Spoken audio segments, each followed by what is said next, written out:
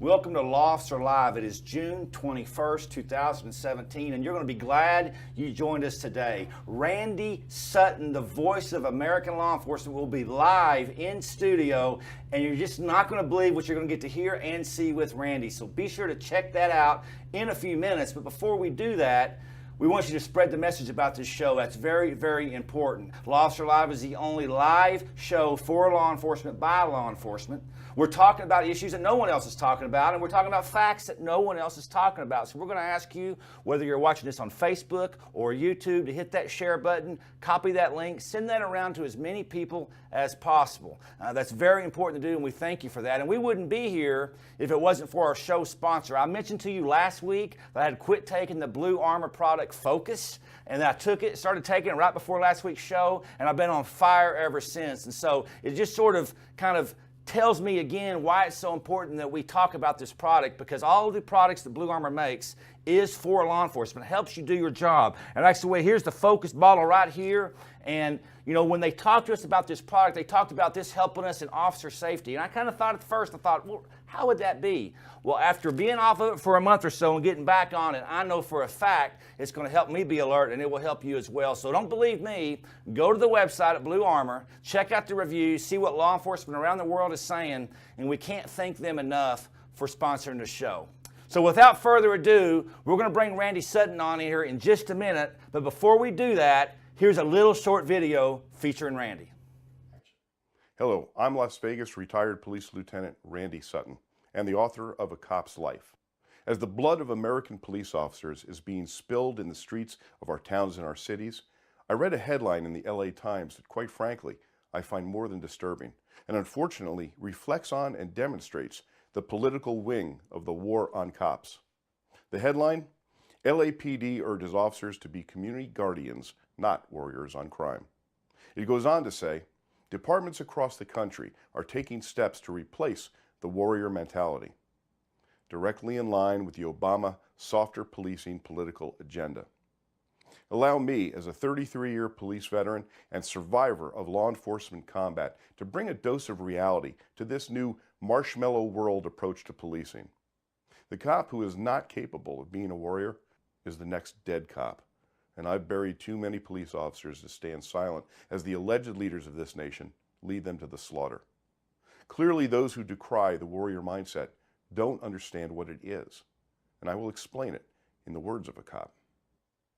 To be a warrior does not mean to be at war. It means that to embrace peace and protect justice, I must be willing and able to fight for the people that I serve. Being a warrior, I understand that cruelty is nothing short of dishonor, and dishonor cannot be forgiven within the warrior community. The true warrior embraces compassion, develops strength, encourages learning, and is fearless in their commitment to protect the weak, the innocent, the downtrodden, and the disadvantaged without regard to race, religion, color, or creed. The warrior is the protector of all who would not prey on others. But to those who would take advantage of the weak, who would steal, who would inflict pain and cruelty upon the innocent, the warrior shall be a relentless enemy, sworn to bring them to justice. I am that warrior. I am that cop. I'm here with Randy Sutton, the voice of American law enforcement, a 33-year veteran retired from the Las Vegas Metropolitan Police Department. He's the host of Blue Lives Radio and Blue View TV. He's a prolific trainer, and you can find him at his website, randylsutton.com. He's the voice of American law enforcement. It's an honor to have him here in studio. Randy Sutton, how are you doing, sir? I'm doing great. Thanks for having me, Travis. Man, we just watched that video when you talked about warriors and guardians, and I'm amazed at how controversial these truths can be. Yes. What led you to film that video? Because there had been so much, I did that during the Obama administration, because the Obama administration and the Department of Justice had been so anti-warrior mentality. Right. And of course, you know, they set their dogs upon anybody that had that mentality. But the reality is, you know, I'm a veteran of police combat. You know, and I know what it takes to survive, and I understand that if you don't have that warrior mentality, you're going to die. Right.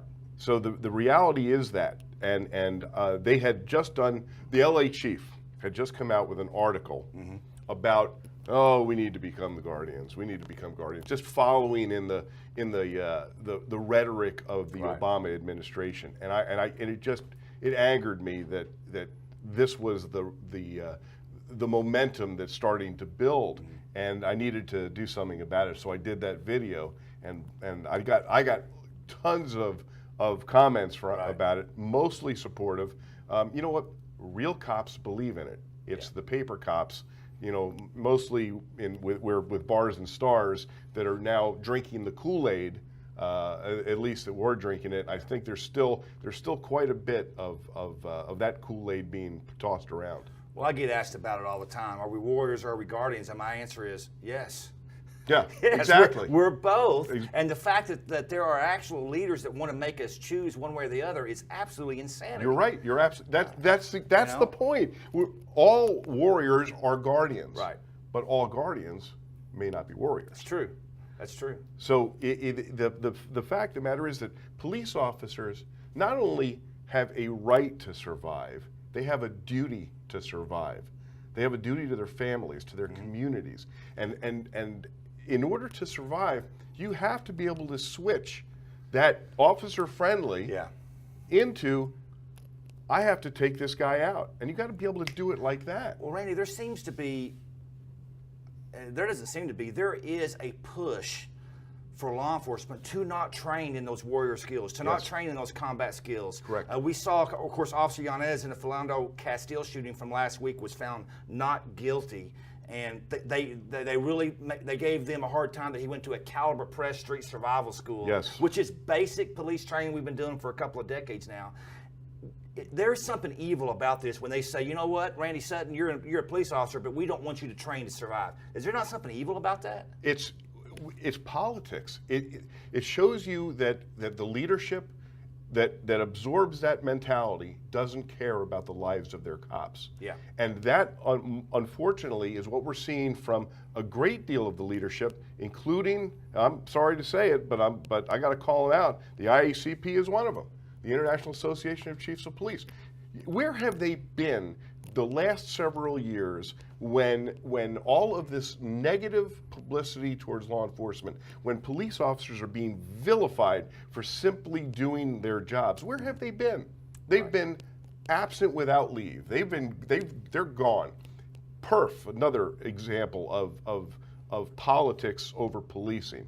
They're the ones that have been pushing, of course, at the behest of the Obama administration and the Holder Department of Justice. They're the ones pushing this whole, oh, we can't have the warrior mentality. We can't have it. They're with their 21st century policing garbage. You know, some of that is common sense that's in that 21st century policing, and you'll see lots of police chiefs who are absorbed with that philosophy, and they're pushing it out because they think it's the politically correct thing to do. And there's aspects of it which are healthy. Right. But the fact of the matter is, what is the first and foremost thing that they should be concerned with, that the police leadership should be concerned with? It's the lives of their cops.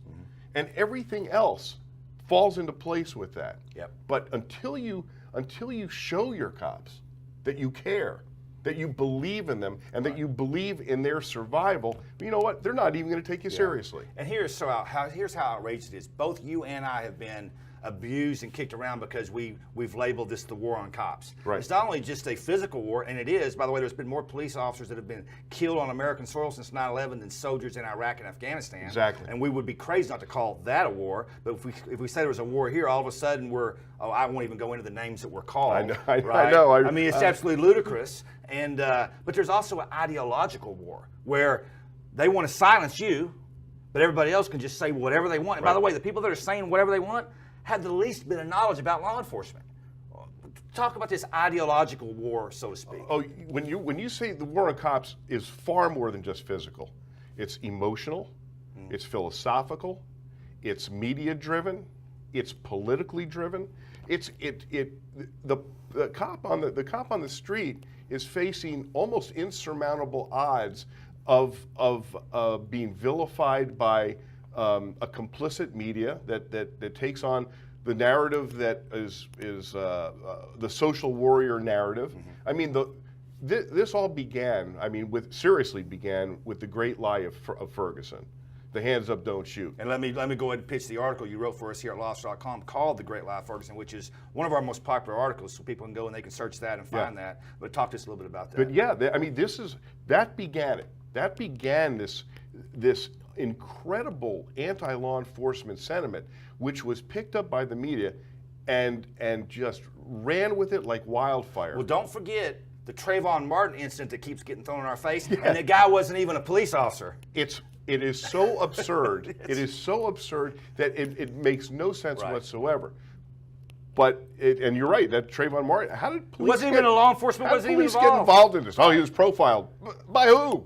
A neighborhood watchman. Yeah. I mean, but we get the blame for that one. Right. And then then we saw somehow that the cops out there doing the job somehow became the bad guys. Mm-hmm.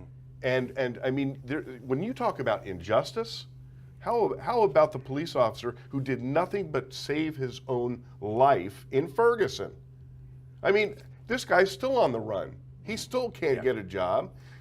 He's the victim. Obama's Department of Justice said he did nothing wrong. Yeah, and you know that they spent millions of dollars trying to prosecute him. I think what is extremely upsetting, Randy, is yes, we're blaming the media. Yes, we're blaming Obama's administration because they were no friends to law enforcement. But you know who ultimately is to blame in my mind? I want to get your opinion on this. The reason these narratives have been out there and swirling so much is where's the law enforcement leadership standing up to the truth? Exactly. Why do you think I got involved? Who am I to even talk about this? You're the voice of American law enforcement. Well, I am now, right? Well, but because there was a gap. The people who should have been standing up for the law enforcement community weren't there, and that is the IACP. You didn't see one person from there come out and defend the police. Yeah. So if there is going to be a vacuum, then disinformation and misinformation is going to take over. My opinion on why leaders are so scared to just get up and give facts. I'm not saying opinion or editorial. Just give the facts, because you know for a fact that night in Ferguson, those leaders knew exactly what happened. Yes. And instead of telling the truth, they let people in the crowd and they let the media basically build this lie. Right. Which then, to this day, people believe the lie because it wasn't until the trial, it wasn't until the Department of Justice investigated that all the truth started coming out. So the leadership, I believe, will not give facts in multiple incidents for this reason, Randy. I want to get your thoughts on this. They're afraid of being called the worst word ever, which is you're a racist. Right. And so what kind of world do we live in when people when so-called leaders are just scared to get up and give the facts because they're scared of getting called a word? Well, not only are they afraid of that, they're also afraid of litigation.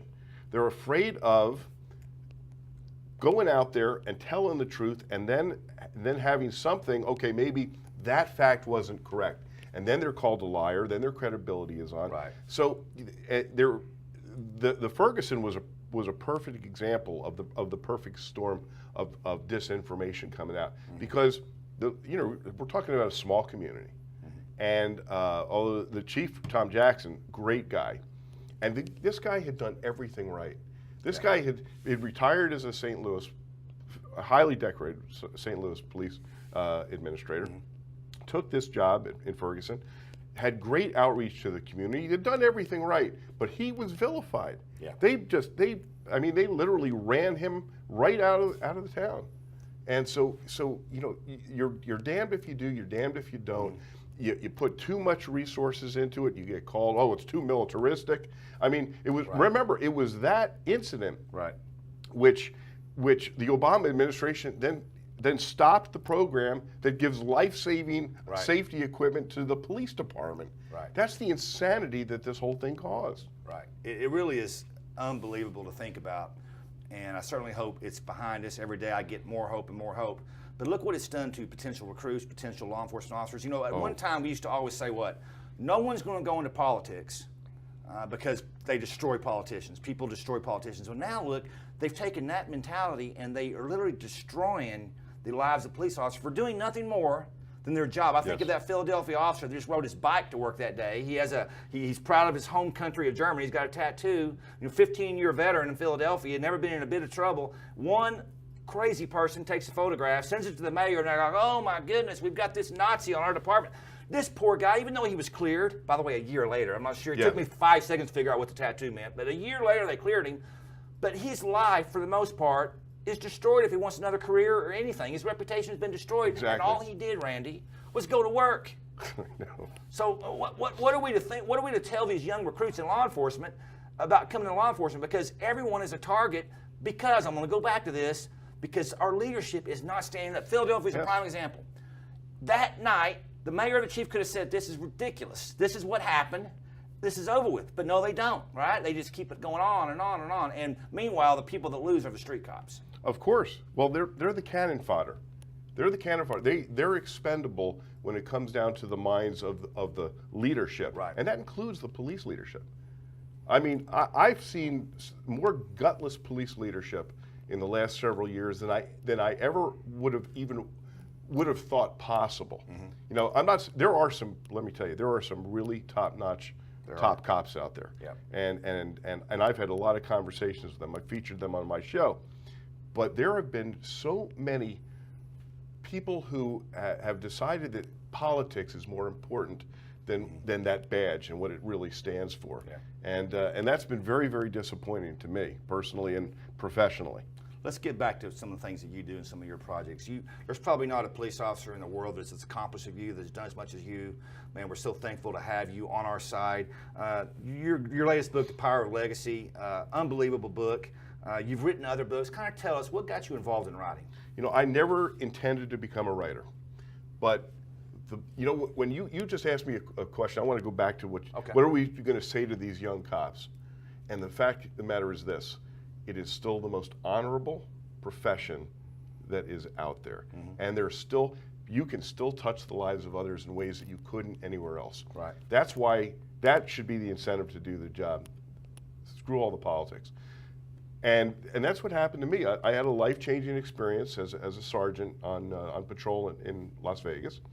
I came upon a shooting of it was a drive-by shooting. What had happened was, mom and dad and their 1-month-old infant were driving down the street, just off the strip, and what we later found out to be a gang initiation.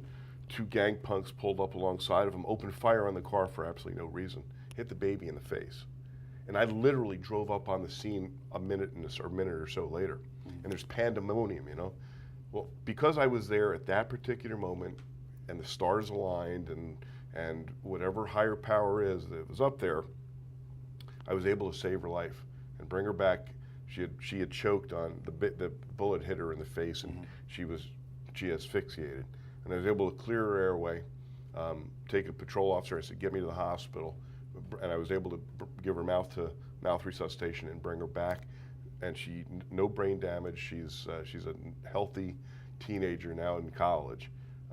But that moment was such an emotional time for me that when I got off shift that night, me and my buddy Johnny Walker and I sat there and I wrote that story. I just felt like I needed to write it, and I wrote it in a yellow sheets, you know, stuck them in a drawer because I had nothing to do with it. Right.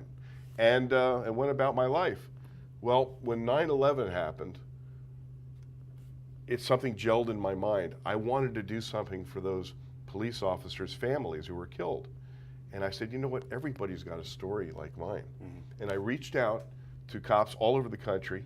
I collected a whole bunch of really good stories, had a fantastic editor, and I put a book together called True Blue: Police Stories by Those Who Have Lived Them. And I donated every penny of the royalties to the Widows and Orphans Fund for the cops in New York City. But that story, it was published by a major publisher in New York, St. Martin's Press, and the editor-in-chief said, I love the way you write, I want you to write more. So I wrote my next book, which were all my own stories, called A Cop's Life. And you know, here's the important part about that book, which I never expected. I've had no fewer than 20 police officers contact me over the years and tell me that they were going to commit suicide until they read the book. And here's why. Here's what's so important. It's because they thought that they were alone in their feelings. Right. You know, we are so good at sharing some great stories over a few beers, but we suck at telling each other when we're in trouble. And the power of that book was that people who read it and had the same type of emotional experiences going on said, I'm not alone. There's nothing wrong with me. I'm okay. And then I did another book of another compilation, which went to assist the National Law Enforcement Officers Memorial Fund. And then this one, Power of Legacy, completely different than my other books. Yeah, but probably most folks don't know that the reason I retired was because I had a stroke in my police car, and that's what ended my career. And of all the stuff that I've been in, all the shootings and all the other madness, that was the scariest experience of my life. And I lost the ability to speak and move. And when I was through that experience, I wanted to leave a positive legacy, and so I traveled the country and I talked to people who have done amazing things with their lives about who their personal heroes were, and it changed my life, and it'll change the life of any reader. And the first story in this book, when it goes right back to the fact that cops can touch so many lives, is Frank Shankwitz. Now, you don't know that name, do you? Well, I know a little bit about it because you read it. But tell our audience. Frank Shankwitz is the man who created the Make-A-Wish Foundation. Yeah. And he did it when he was an Arizona state trooper. And by the way, he spent 40 years as a cop. And he's touched the lives of millions of people. Right. And that's the power of what that police job is. The power of one, though. Power of one person setting out to do something. That's right. That's right. And so that book is about everybody can become a personal hero. Right. And so that's a little different than the other books that I've done. I love the saying, what will be your legacy? Because I think every cop in every car out there, we sit back sometimes, we think, well, the chief's got to do this, or sheriff's got to do that, or the boss has to do that. Yeah. No. I think what this book tells me is anybody can set out and do something really great and leave a legacy. And there's so many great police stories out there that nobody knows about, nobody hears about. There's so many police officers out there who are using their kindness and their compassion and their skills because they are literally entering the lives of people, and they are making a difference in their lives. And some go way above and beyond. I mean, the Fort Worth officers just last week that got a 911 call, a 95-year-old man, his air conditioner broke. Yeah. And what did they do? They didn't blow off the call. Right. They went out and they bought the guy an air conditioner and installed it. And that's the standard around this country, but the media is just not talking No, about the media, listen, hey, but there was a cop that did this. Yeah, but that's the reality, is that there's so many fantastic men and women out there. And the people of this country really do have pride in their cops. Yeah. This is, of course, it wasn't mainstream media, didn't put it out there, but in a major study that came out in October, 76%, 76. Highest in history. Yeah, and including in minority communities. Yeah, you're obviously talking about the Pew Research, Correct. which we've covered here at lawofficer.com. Right.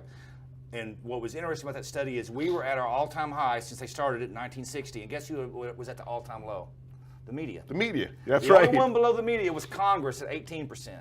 And so I think what we've got to make sure our audience knows, our police officers know, is whatever you're seeing on your Facebook time feed or whatever you're seeing on the mainstream media is not necessarily the truth. No. This country loves law enforcement, and it's because they're doing such great things. And of course, you are pointing that out a lot of times. Let me encourage people to follow you on Facebook. How can they find you? How can they find the books? All my books are on Amazon.com, and they can find me on Facebook under Randy Sutton Public Figure. And I have tons of interaction with police officers all over the country. I mean, I didn't even know how to use Facebook when I started this, and now I've used it. It's a very powerful tool, and I love to communicate with the. Well, I want to thank you because obviously you're known as the voice of American law enforcement, and that's because when anybody Google searches you, they're going to find all kinds of great stuff. But you have been such a positive light in what other people are trying to tear down. I know that's encouraging to many officers. In fact, most of the time when I travel, when I train, your name comes up. I was just at a department this last week on a Wednesday, and a guy comes up to me and says, hey, I know that you know Randy Sutton. Let's talk about Randy Sutton. I go, well, I'd be glad to talk about Randy Sutton, but I'm here. But no, and all joking aside, it's making a difference in people. And well, I still teach my seminar all over the country. Yep. Policing with honor. I love surviving your career ethically, and there's much more to that seminar. It's one thing that cops hate to do is go to ethics training. Yeah. Because usually it's preachy and This isn't the typical ethics training. And this isn't. Right. This is real world experiences. Now you're the spokesman for Blue Lives Matter. Right. And people may go, oh, wait a minute, Blue Lives Matter is a competitor to lawofficer.com. No, they don't understand. No. We're on a mission. Right. Okay, we're not competitors here. We are on a mission. They're on a mission. We're on a mission. We want to bring light to darkness. We want to tell the true story of what's going on in law enforcement. So I appreciate what you're doing with Blue Lives Matter. Talk to us about where you're involved there. I know you're doing the radio show. Right. And of course, those guys are anonymous because of what we just talked about. Exactly. Is the attacks that come on people that try to speak the truth. Well, Blue Lives Matter simply began by some working cops who just like us, were frustrated at the narrative being put out By there. the way, I know personally why they're anonymous. Because I'm not anonymous, and I've been beat up quite a bit. Exactly. And so they started their own Facebook page. Well, it just took off. Right. We got 1.6 million followers on Facebook now. And the whole point of this exercise is to bring the truth out. Right. And we're not, I don't see anybody as competitors. Right. I see us as, this team needs to exist. Right. And the unity of that badge is the most important thing that could possibly happen. So I'm very honored to be their spokesman. I go out and I speak on behalf because they're faceless for a reason, because they have to be anonymous. Very unfortunate. I don't have to be anonymous anymore. I can say whatever the hell I want to, which is one of the nice things about being a retired police officer. Well, I do want to break over some myths on Blue Lives Matter. There are really, I think, evil entities out there that want to pit Blue Lives Matter against Black Lives Matter and all lives. Listen, if you are for Blue Lives Matter, you are for all lives, because there's nobody that cares in this country more for all lives, for Black lives, Hispanic lives, white lives, than the American law enforcement officer. Who are in the neighborhoods trying to keep violence down? Who are in the neighborhoods trying to protect people that are being, that are just being preyed upon? It's the American law enforcement officer. So the people that try to divide and all that, that's just kind of an evil faction of people, and that's just not the case at all. And that's the ultimate irony, that it is Blue Lives that cares about all lives. Right. And let's not forget this, that Blue Lives encompasses Black police officers, white police officers, Hispanic, everybody. Yeah. So we are the inclusive organization. And we're not even an organization. We're a grassroots group of police officers and supporters that are trying to get a message out. Well, I think what we've got to do, and we've got to all wrap our heads around this, because if you don't, you just go crazy, is there are just a small amount of people, I think in my mind, it's about 1% of the people, that their job is to divide. They need they need to divide, they need to be divisive, they need to pit groups against other groups, because they know that that's the ultimate how they're going to make their money, or that's how they're going to be able to complain. Yeah. And that's just not what we're going to be about. You're not about it, I'm not about it. People can say we're about it, that's just not the case. And then the other thing is they're just people that hate cops, no matter what. No matter what a cop does, they're going to hate it. If you put a press release out too quick, oh, you must be hiding something you put out too quick. If you wait more than a few days, oh, you must be hiding something because you put it out in a few days. It's just nothing you're going to ever do to make them happy, and we just simply shouldn't spend the time or resources on those people. Exactly. Write them off. Yeah. They're not worth it. It's just hate. Yeah. I don't want to be around hate.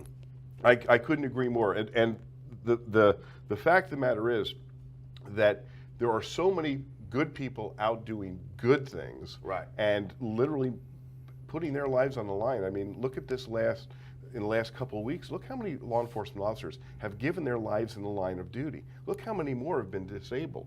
Look how many have been shot and run over. And this is just in the last couple of weeks.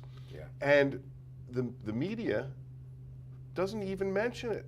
Doesn't even mention it. Well, the irony of the Capitol Hill shooting from last week, where the two Capitol police officers, just did heroic stuff, is all these politicians out there praising them are the same politicians that were bad-mouthing us a few months ago. I know. How ironic, huh? It is. It is ironic, and what a huge demonstration of exactly what the warrior spirit is. Yeah.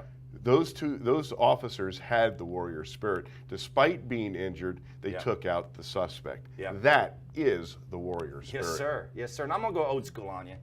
You probably get tired of answering these questions, but I was a huge fan of cops growing up. Let me tell you my background with cops. When I was a kid in high school, I'm not aging you or anything, but when I was a kid in high school, My father was in law enforcement. He was just kind of a strict guy. He says, hey, you can go out one night a week. Well, I usually went out for high school football Friday night. It would be the night I'd go out. Saturday night I was stuck at home. But there was shows on Fox Network, the new Fox Network. It was, I believe, I forget which time span, but there was America's Most Wanted and then Cops. Came on every Saturday night. Right. Heck, we didn't have that channel. We weren't fancy folks, but we went and picked up a VCR tape from a neighbor, and we would play that show and watch it as a family every single week. I didn't need police recruiters. I was recruited by this show called Cops. Yes. Which back then, things were positive. Yes. But, you know, the media was not what they are today. And so that's where I first saw you. You know, you were on Cops. And there's some people in our audience that may not even know what I'm talking about, because that show is it's a 90s show. I think it's still being done somewhat. It is. It's still on. But talk to your audience about what the show was about and how you got involved. Well, Cops was actually the first true reality show. Mm-hmm. And the funny part is that the two people that started it, John Langley and Malcolm Barber, they had this idea of putting a film crew with police officers. And they tried to sell this to every single network that existed. And everybody said, that'll never work. Forget it. That'll never happen. And they were literally, one of them was sleeping in their car because they believed in this idea so much. And then the Fox network came into being, and they said, you know what, we're gonna go out on the edge and we're gonna do it. And it became hugely popular and hugely successful. And I was featured on 3 different seasons of it, both as a patrol officer and as a sergeant. Right. And you can, I'm dating myself because I tell you how you know you're old. So when I first started on that show, people were, my other cops were coming up to me and say, hey, you know what, my sister's, she thought you're kind of hot, would you be interested in going out with her? And then a few years later, it was, hey, my mother thinks you're kind of hot. And just before I retired, this young police officer comes up to me and said, hey, my grandmother thinks you're pretty. And I knew, I said, you know what, I know you just think you just told me something good, but you just brought a harsh case of reality to me, right? So that show, I have gotten, I'm going to tell you at least 100 police officers have contacted me and say, I joined that show because I liked what I saw in you. Right. And you know that's legacy.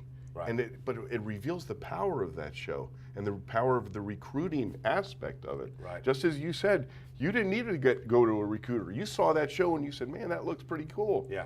And so it really had a tremendous effect. And now we're seeing, because of all the social stigma, we're seeing recruiting going into the toilet. Yeah. We're seeing retention diminishing. There is going to be a long-term negative effect on law enforcement because of the events of the last several years. Yeah, yeah. You were involved in several shootings as a police officer. And I think another myth that I'd like to talk about today on this show is the media has made people think that policemen are out there just trying to shoot somebody. Yeah. By the way, that's insanity. If any policeman, there's no policeman out there that sees the news today that says, yeah, I want to be involved in that, because it's pure hell for your life. And I'm sure there's no question that it was very difficult when you went through those shootings, but contrast what you went through to what our officers are having to go through today. You know, I've been in 4 shootings, and 2 of them were fatal. My first one was in 1989, and it literally altered the course of my life. Mm-hmm. It alters the course of my life today. Right. Not a day goes by when I don't think about it. And that, by the way, is what people don't know. That's why I wanted you to talk about it. I appreciate you talking about it, because if the public in general, they don't understand the impact this makes on law enforcement officers' lives. Oh no, you're right, and this is probably one of the most vital things to bring out to the public, but it doesn't get any attention. And the fact of the matter is that it changes you, even if you think it doesn't. Right. And it doesn't matter how justified you are. It literally does not. I mean, it's foreign for us as human beings to take the life of another human being. Especially police officers we recruit. We recruit from the best of society. Right. We're not recruiting violent beings. Yes. People that are born violent, become violent, they're not police officers. There's a reason why we do these extensive background checks and yes. polygraphs, because we're recruiting the best society has. And so then when we're asking the best that society has to commit a violent act against another human being, it's completely against their character. Exactly.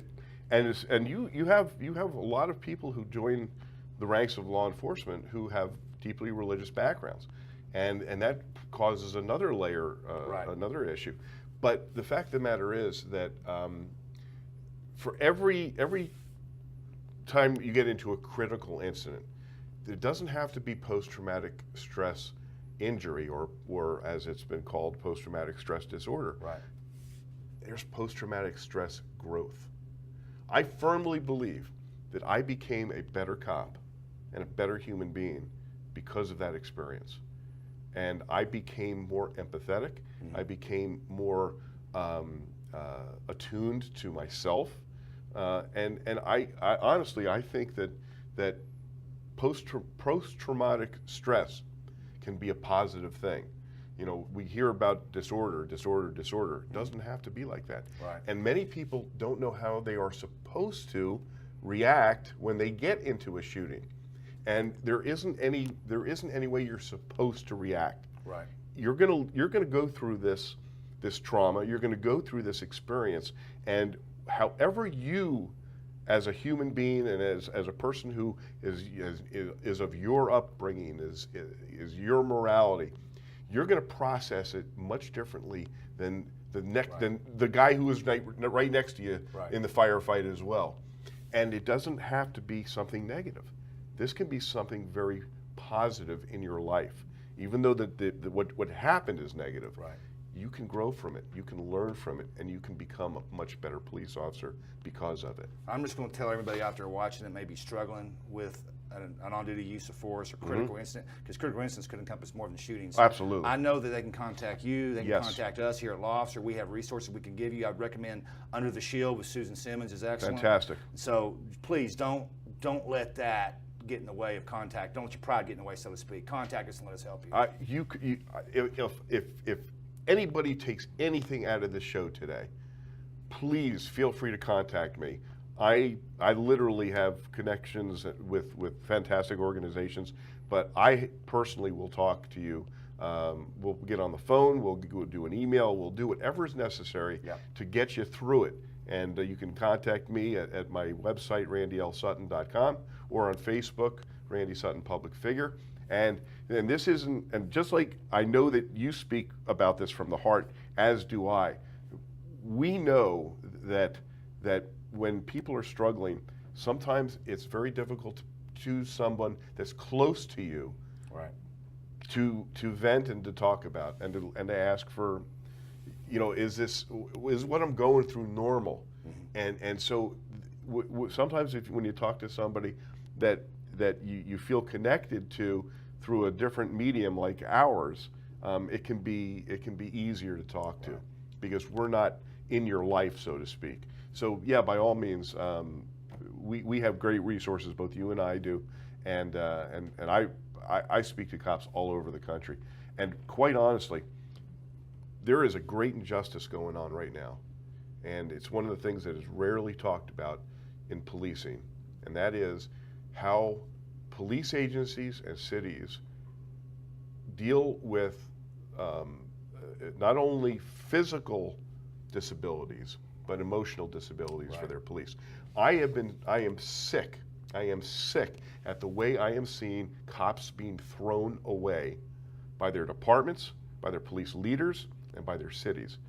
I mean, look at what is happening. Police officers are getting physically damaged, shot, stabbed, beaten, run over by cars, and many people think that, well, gee, then they're getting a big disability, right? Right.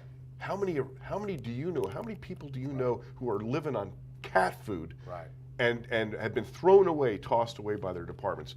And I got to tell you that if we as a law enforcement community can't come together for one purpose like that, then we've got an issue, and that's something that we as a community need to deal with. Yeah, there's no question about it. I know you're on the board with Safe Call Now. They're doing tremendous work, Randy. Tell our audience a little bit about how Safe Call can help them. Well, safecallnow.org is a nonprofit organization that assists law enforcement and first responders with substance abuse issues. You know, and we are based out of Washington. Now, why is that important? Because Washington is one of the states where if your department calls us, we don't have to give them any information. Yeah. And we help people get into treatment through either insurance or through private funding, however it needs to be done. And we've saved a lot of careers, we've saved a lot of marriages, and we have a hotline that's out there all the time. And if it's not because substance abuse is it's almost like the marriage partner for post-traumatic stress. Yeah. And I like to refer to post-traumatic stress injury as opposed to post-traumatic stress disorder, because the reality is, even though you don't see it like an open wound, it is an injury and it can be treated, and you can get back your health. And that's what we need to hammer into our officers, that if you may have a post-traumatic stress injury, but we can deal with it. Right. We can help you with that. Right. And so it doesn't have to become a disorder. And that's another. And this is one of the things that as once again, as a profession, we need to lobby for this. We need to make cities and counties and police agencies aware of this. This is an injury. Yeah. And it's your responsibility to help people through that injury. Right. Instead of throwing them away. Right. Randy Sutton, you've done so much for law enforcement. Thank you. Most people don't know this, but you're doing almost all this, free of charge. So I'm going to ask everybody in our audience to check out all your books on Amazon, hit up your website, bring you in for some ethics training. It's incredible training. I can attest to that. I'm just so honored that you're here in studio. Once again, free of charge. You provide so much to the profession. You're truly a gentleman. You're truly humble. I can't thank you enough for being here. I appreciate you having me and giving me the forum to talk to. I mean, I see your show all the time, and of course, I've been reading and writing for you for years, and together, we can make a difference. More importantly, Randy, I value you as a great friend. So thank you so much for all you've done. That's it, folks. Randy L. Sutton. You can find him at randylsutton.com. Reach out to him. He will personally reach back to you, and you will be better off for it. We're going to end today's show with continuing our exclusive video series from WinX 2017 that was in April in Chicago, but exclusively we're showing you the videos for the next 8 weeks. This is our second video in that series. It's with Tarek McGuire, who talks about the importance of police-community relations. Thank you for joining us, and we'll see you next week.